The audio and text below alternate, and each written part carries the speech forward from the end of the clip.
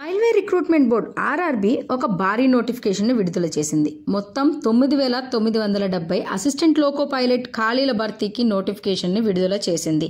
మరి ఈ నేపథ్యంలో రీజియన్ వారి ఏ రీజియన్లో ఏ ఖాళీలు ఉన్నాయి, అభ్యర్థులు ఎలా దరఖాస్తు చేసుకోవాలి, వారికి ఉండాల్సిన అర్హతలు ఏంటి, ఇలాంటి వివరాలని మీకోసం అందిస్తోంది ఈనాడు ప్రతిభ.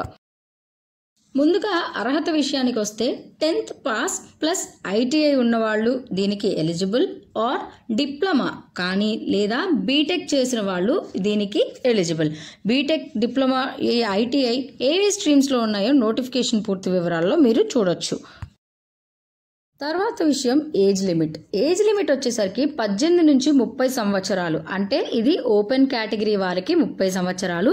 అదే ఓబీసీ వాళ్ళకైతే +3 ఇయర్స్ అంటే 33 సంవత్సరాల వరకు వాళ్ళు అప్లై చేసుకోవచ్చు.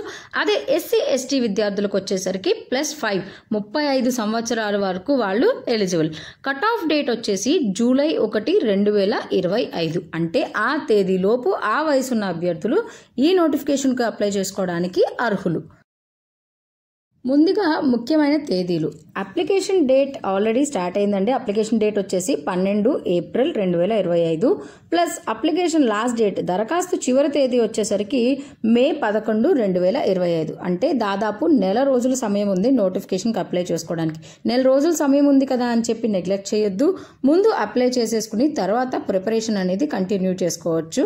లాస్ట్లో హడావుడి లేకుండా ఉంటుంది.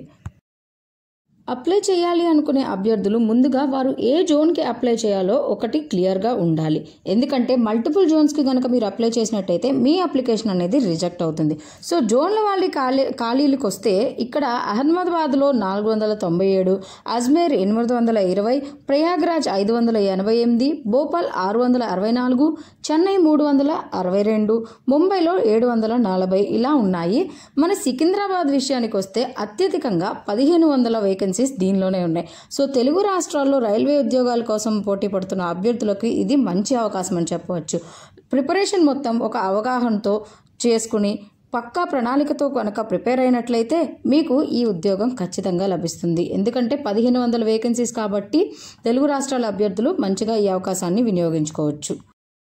ముందుగా అప్లై చేసుకోవాలి అనుకునే అభ్యర్థుల దగ్గర పెట్టుకోవాల్సిన డాక్యుమెంట్స్ వచ్చేసి 10th మార్క్స్ మెమో. అదే OBC, SC, ST, EWS category వాళ్ళైతే వాళ్ళ క్యాస్ట్ సర్టిఫికేట్, ఆ డీటెయిల్స్ అవసరం అవుతాయి కాబట్టి క్యాస్ట్ సర్టిఫికేట్ కూడా కావాల్సి వస్తుంది. క్యాస్ట్ సర్టిఫికేట్ నంబర్, దాన్ని ఇష్యూ చేసిన డీటెయిల్స్ ఇవన్నీ వారు అప్లికేషన్లో ఫిల్ చేయాల్సి ఉంటుంది కాబట్టి దాన్ని పెట్టుకోవాలి. ఒక ఫోటో, అది కూడా రీసెంట్గా దిగింది, ఒక passport size photo with colour photo with plain background, ఒక ప్లెయిన్ బ్యాక్గ్రౌండ్తో ఒక ఫోటో, అది కూడా 30 KB to 70 KB సైజ్ ఉండాలి.